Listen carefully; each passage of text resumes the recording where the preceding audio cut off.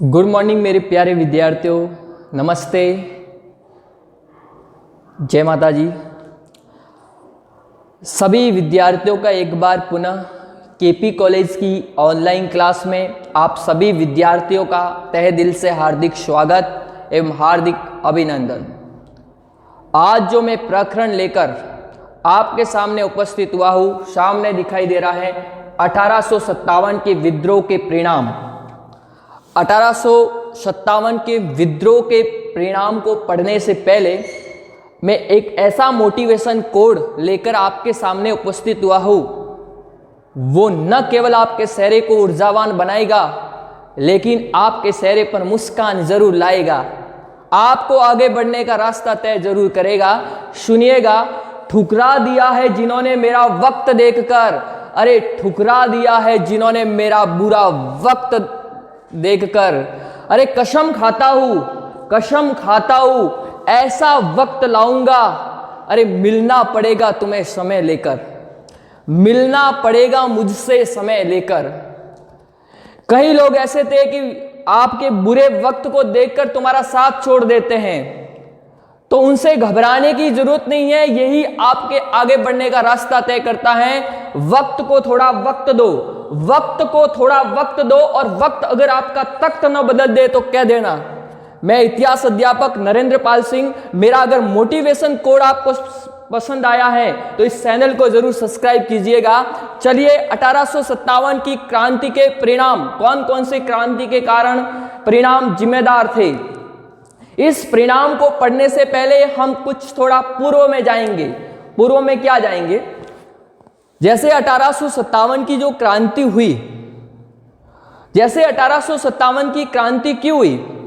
बात है हम 1600 ईस्वी की। 1600 ईस्वी में अंग्रेज भारत के अंदर प्रवेश किए।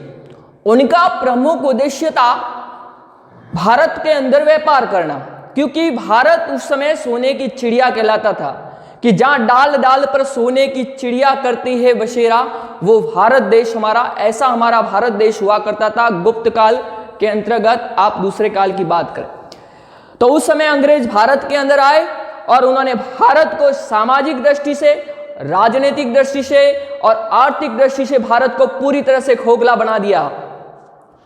जब इन लोगों को समझ में आया कि अंग्रेज हमारे भारत का धन लूटकर इंग्लैंड ले जा रहे हैं और इंग्लैंड की राजधानी लंदन के में एक नदी है टेम्स नदी के भांति, एक स्पंज के भांति सारा धन वहां निचोड़ देते हैं। ये जो सिद्धांत देने वाले थे दादा भाई नौरोजी, जिसका सिद्धांत था वो धन निष्कासन का सिद्धांत। प्रश्न परीक्षा में जरूर आएगा, विश्वास जरूर कीजिएगा कि धन निष्कासन का सिद्धांत किसने दिया था? दादा भाई नौरोजी। किसने दिया था? दादा भाई नौरोजी के द्वारा। ये नरम दल के नेता थे। कैसे दल के नेता थे?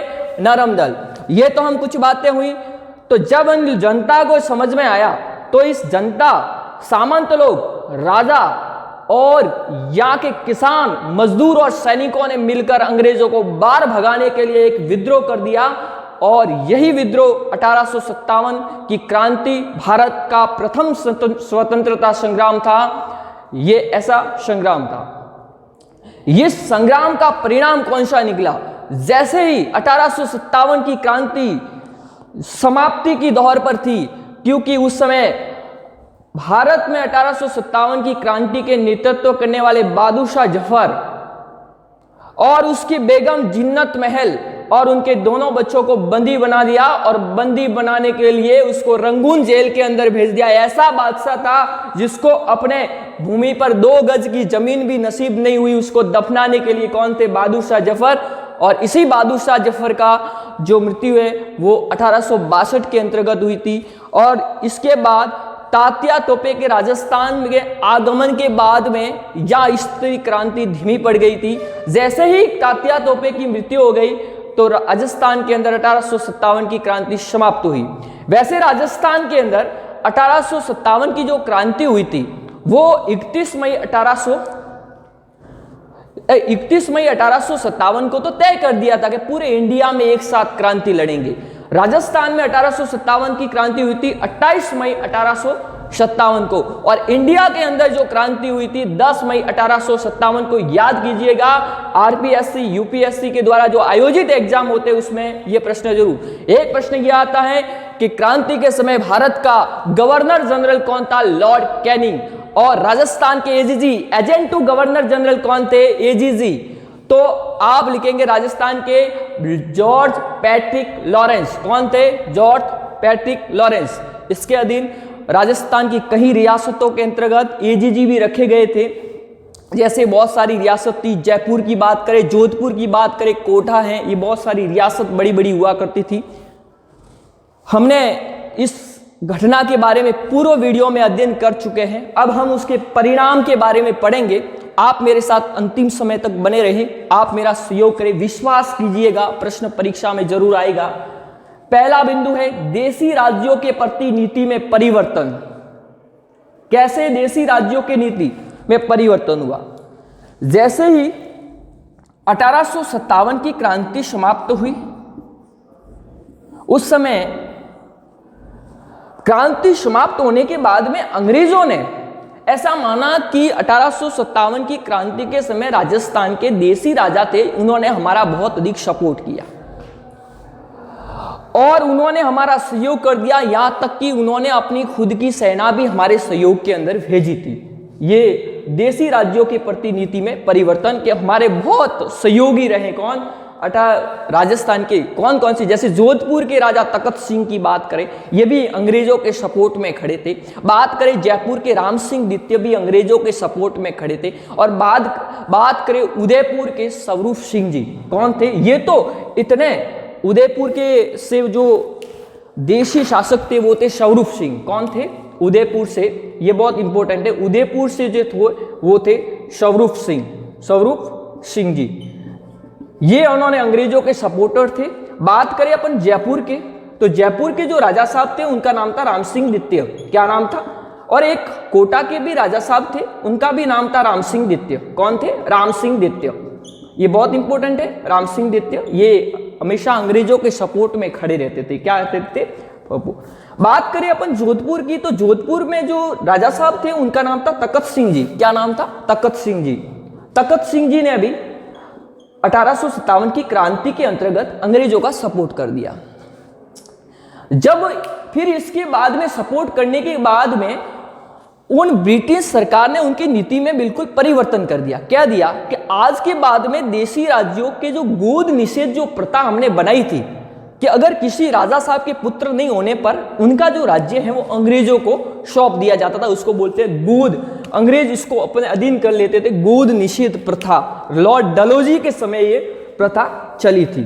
किसके समय? लॉर्ड डलहौजी के समय गोद निषेध प्रथा। गोद निषेध प्रथा किसने चलाई थी? निषेध प्रथा ये क्या थी? किसके समय चलाई गई थी? लॉर्ड डलहौजी के समय। लॉर्ड डलहौजी। यह प्रश्न 2 नंबर में अपनी भूमिका जरूर अदा करता है। और कब की? 1853 ईस्वी की बात है। 1853 गोद निषेध। इस प्रथा में जब किसी भी राजा के कोई पुत्र नहीं होने पर उसके जो राज्य था वो ब्रिटिश सरकार जो अंग्रेज है उसको जब्त कर लेते थे। तो 1857 की क्रांति के बाद अंग्रेजों ने यह परिवर्तन कर दिया कि आज के बाद में किसी भी राजा के कोई भी पुत्र नहीं होने पर उनके राज्यों को जब्त नहीं किया जाएगा, उसको गोद लेने का अधिकार दे दिया कि आप किसी भी अपने रिश्तेदारों से गोद ले सकते हैं, ये छूट दे दी गई। लेकिन उन्होंने बाद में कहा कि हम ये छूट तो दे दिए, लेकिन आपको हमारे इस अंग्रेजी सरकार के प्रति निष्ठापूर्वक एवं स्वामी भक्ति के आधार पर आप हमारा सहयोग करेंगे। जब हमें जरूरत पड़ेगी तो आपका सपोर्ट हमें बहुत आवश्यक है। ये रहा। इसके बाद में जैसे ही 1857 की क्रांति समाप्त हुई तो 1 नवंबर 1858 की बात है, तो इंग्लैंड की एक महारानी थी विक्टोरिया।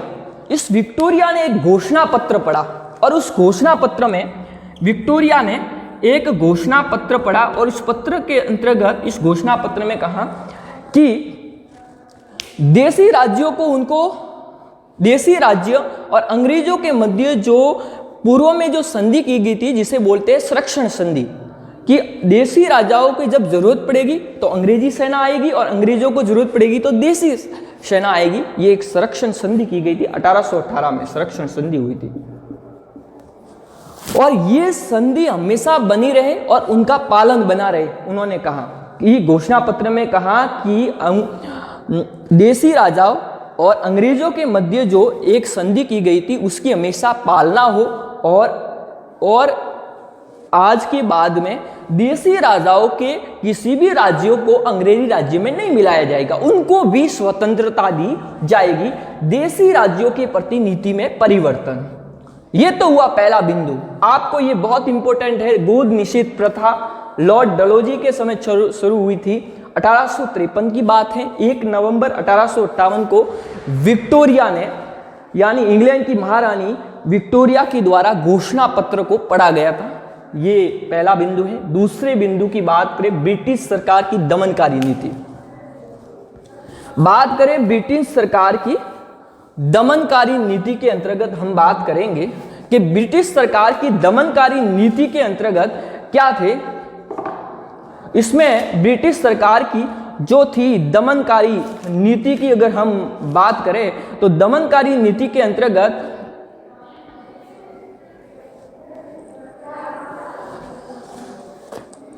कुछ जी खराब होने के कारण कुछ 2 वक्त समय ले लिया गया आपका। इसमें क्या हुआ कि यानी ब्रिटिश सरकार की दमनकारी नीति जैसे ही 1857 की क्रांति समाप्त हुई, समाप्त होने के बाद में अंग्रेजों ने इन राजाओं, सामंतों और जनता और सैनिकों के प्रति दमनकारी नीति अपनाई। कैसी अपनाई? दमनकारी नीति, उनका शोषण करना शुरू कर दिया। कब? 1857 की क्रांति के बाद। एक हमारे जो कवि हुए थे, उस कवि ने एक लिखा है, वीर सूर्यमल मिश्रण का आपने नाम सुना होगा। सूर्यमल मिश्रण, सूर्यमल मिश्रण ने एक कृति लिखी है जिसका नाम था वीर सतसई।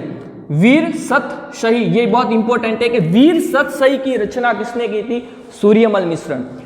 इसमें सूर्यमल मिश्रण साहब बताते हैं कि 1857 की क्रांति के बाद अंग्रेजों ने कई लोगों को फांसी के तख्ते पर चढ़ा दिया, फांसी पर चढ़ा दिया।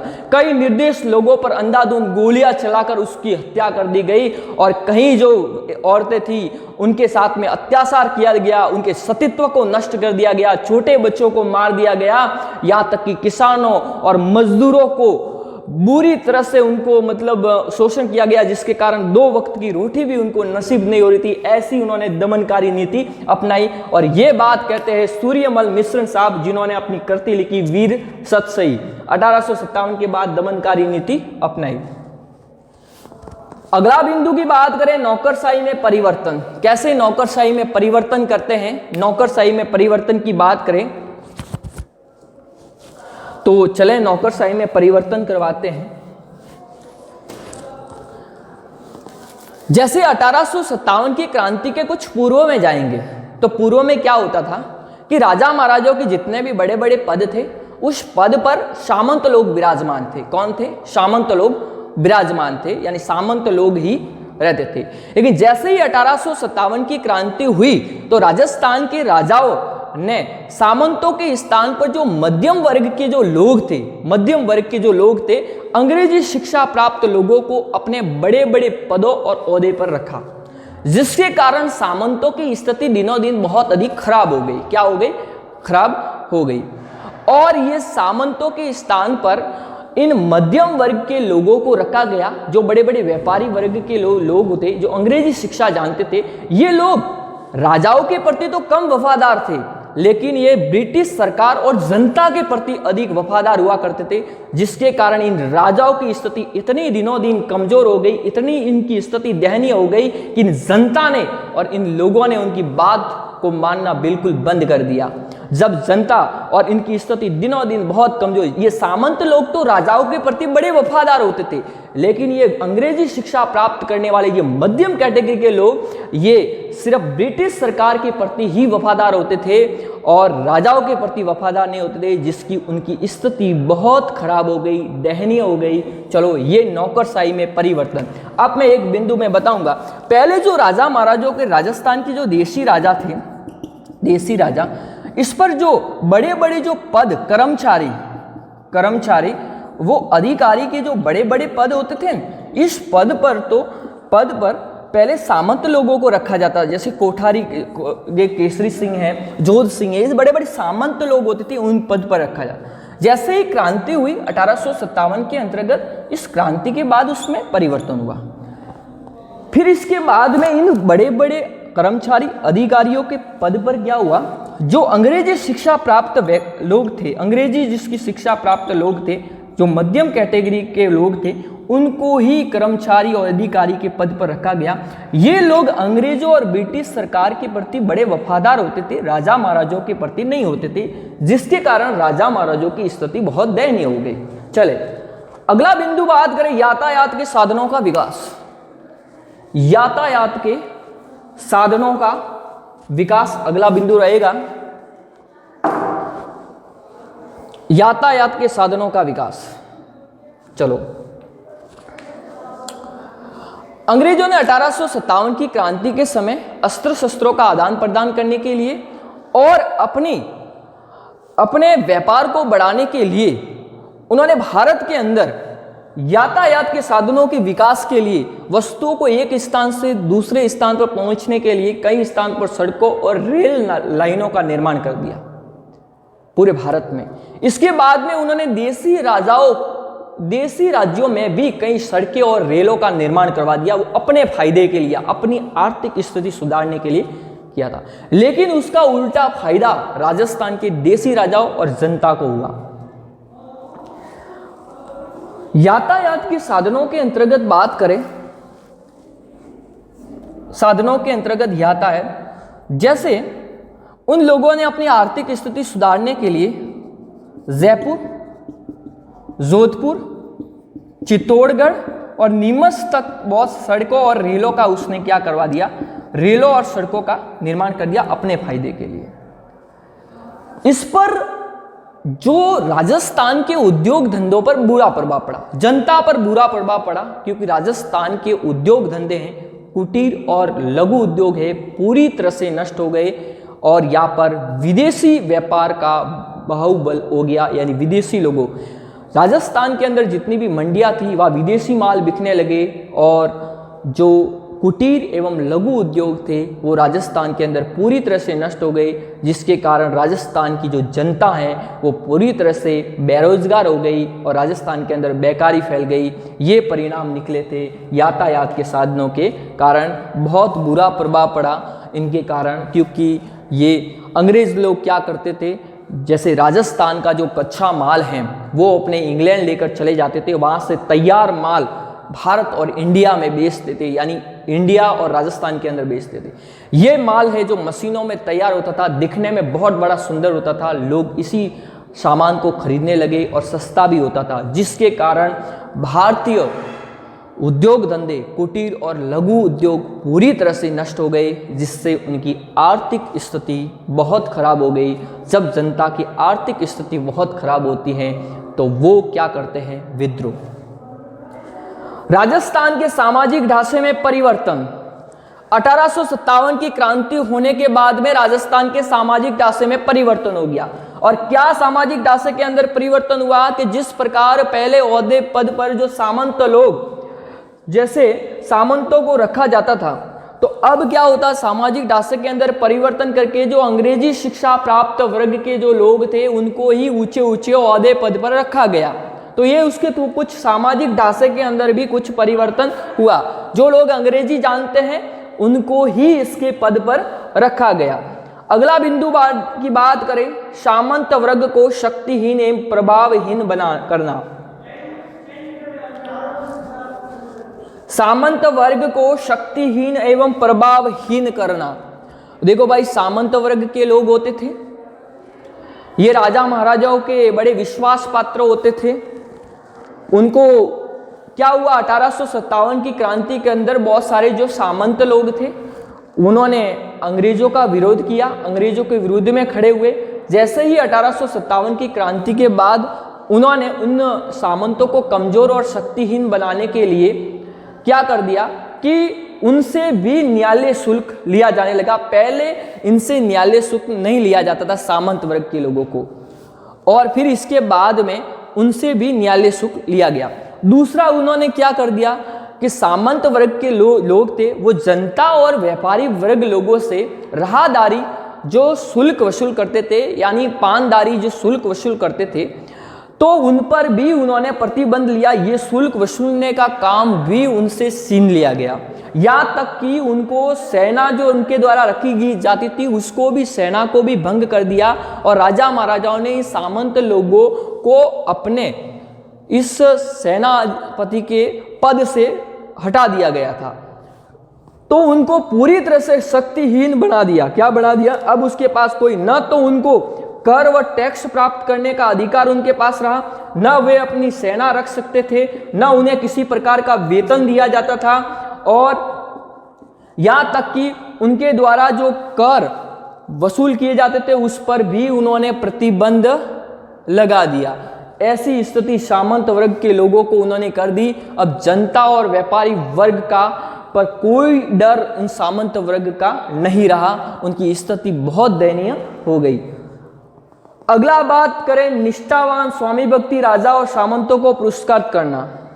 देखो भाई, 1857 की क्रांति हुई, तो क्रांति में क्या होते थे, बड़े बड़े जो राजा थे, सामंत वर्ग के लोग थे, और राजा और कुछ सामंत वर्ग लोगों ने अंग्रेजों को सहयोग दिया। जैसे ही क्रांति हुई तो अंग्रेजों ने दृष्टि मारकर किन किन राजाओं और सामंत लोगों ने हमारा सहयोग दिया है, तो उन्हें प्रसन्न करने के लिए, खुश करने के लिए उनको बड़ी बड़ी सनेदें दी गई, खिल्लत दी गई, और उनको जमीन का छोटा सा टुकड़ा दे दिया गया। कुछ जमीन यानी जो पुरस्कृत के रूप में दिया गया, खिल्लत दी गई, सनेद दी गई, और जमीन का कुछ टुकड़ा भी उनको पुरस्कार के रूप में दिया गया। ताकि देखो, यहाँ तक कि देखो आप कई राजा महाराजा जिसके कारण 1857 की क्रांति में तटस्थ रहे थे, तो उनको वो क्या हुआ, उनको सजा भी दी गई। ऐसा नहीं है कि सजा नहीं। देखो, जैसे बात करें उदयपुर के जो राजा साहब स्वरूप सिंह थे, वो अंग्रेजों के बड़े सहयोगी हुआ करते थे। जब उनको रात को कभी भी जरूरत पड़ती थी, रात को दिन को, तो हमेशा उनके लिए तैयार रहते थे राजा साहब स्वरूप सिंह जी। और बात करें हम जैसलमेर के राजा ने भी सहयोग किया। जयपुर और राम सिंह द्वितीय तो बहुत बड़े उसके विश्वास पात्र हुआ करते थे, राम सिंह द्वितीय। तो इन राजाओं को क्या कर दिया, बाद में पुरस्कृत किया गया। क्या कर दिया, पुरस्कृत किया गया। जब कोई अच्छा कार्य करता है और अच्छा कार्य करने पर अगर इस व्यक्ति को पुरस्कृत किया जाता है, उपहार के तौर में कुछ दिया जाता है, तो उसका आत्मविश्वास बहुत अधिक बढ़ जाता है। और जब व्यक्ति का आत्मविश्वास बढ़ जाता है तो वो उससे भी अच्छा कार्य करने का प्रयास करते हैं। और जब उनके अच्छा काम करने के बावजूद भी उसको उसके अनुसार उसको अगर कुछ नहीं मिल पाता है, तो धीरे धीरे उसका आत्मविश्वास बहुत कम हो जाता है। बात करें, देशी नरेशों के शासन को चिरस्थायी बनाए रखने का निश्चय किया गया। जितने भी जो देशी राजा थे, राज्य थे, नरेशों को कहा कि आज के बाद में आपका शासन चिरस्थायी रहेगा, उसमें अंग्रेज ब्रिटिश सरकार किसी प्रकार का हस्तक्षेप नहीं करेगी। आपको किसी प्रकार से गोद निषेध प्रथा के तौर पर किसी भी राज्य को नहीं हड़पा जाएगा, नहीं हड़प किया जाएगा।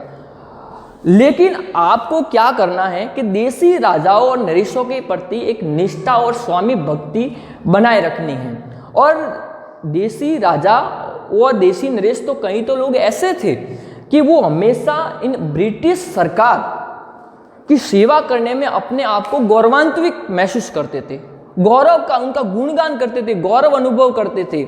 तो उन्होंने कहा कि हमारे साथ जो संरक्षण संधि हुई है 1818 में, वो हमेशा चिरस्थायी बनी रहे। हम आपके किसी भी राज्य के अंदर हस्तक्षेप न करेंगे, न किसी प्रकार की सामाजिक प्रथा के अंदर हस्तक्षेप करेंगे। तो उन्होंने चिरस्थायी बनाए रखने का फैसला लिया। देखो, हमने एक एक बिंदु पर बात की है। आप लोग इस बिंदु को अपने इस बुक से जरूर पढ़ें, आपको बहुत आसानी से समझ में आ जाएगा।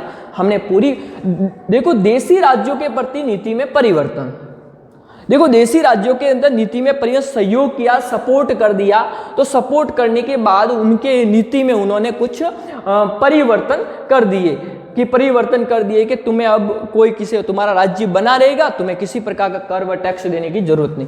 ब्रिटिश सरकार की दमनकारी नीति, इसके बाद में 1800 उनका सपोर्ट नहीं किया गया। उनको कई लोगों को फांसी की सजा दी, गोली से उड़ा दिया गया था, और कई महिलाओं पर सतीत्व पर दाग लगा दिया। ये ब्रिटिश दमनकारी, नौकरशाही में परिवर्तन हुआ। अब नौकरशाही में परिवर्तन क्या हुआ, पहले बड़े बड़े ओहदे पर सामंत लोग होते थे, फिर इसके बाद में जो अंग्रेजी शिक्षा प्राप्त मध्यम वर्ग के कैटेगरी के लोगों को रखा गया। यातायात के साधनों, अंग्रेजों ने अपनी आर्थिक स्थिति में सुधार करने के लिए यातायात में सड़कों और रेलों का निर्माण कर दिया। इसका फायदा राजस्थान के देसी राजाओं और पूरे इंडिया को हुआ। पहले लोगों को सड़कों और रेलों का ध्यान नहीं था। राजस्थान के सामाजिक ढांचे में भी उन्होंने कई प्रकार की परिवर्तन कर दिए। सामंत वर्ग को शक्तिहीन, क्योंकि सामंत वर्ग, कुछ सामंत लोग ऐसे थे जो अंग्रेजों के विरुद्ध में खड़े हुए थे, तो उनके जो प्रभाव को कम करने के लिए उनके द्वारा जो कर व टैक्स लिए जाते थे उनको कम कर दिया, उनकी सेनाओं को कम कर दिया गया, जिसके कारण उनकी शक्ति को पूरी तरह से नष्ट किया। निष्ठावान स्वामी व्यक्ति राजा और सामंतों को, क्रांति के बाद इन राजाओं और सामंतों को क्या दिया गया, पुरस्कार, और पुरस्कार इसलिए दिया जाता था उसकी प्रशंसा करने के लिए। देशी नरेशों के शासन को चिर स्थायी बनाए रखने का निश्चय। देखो भाई, हमने एक एक टॉपिक पर पढ़ा है, अच्छी तरह से समझाया है, और अगले वीडियो के अंदर मैं बहुत शानदार वीडियो और भी लाने वाला हूं। आप मेरे अंतिम समय तक आप मेरा सहयोग और सपोर्ट में खड़े रहे, विश्वास जरूर कीजिएगा, प्रश्न जरूर आएगा परीक्षा में। धन्यवाद।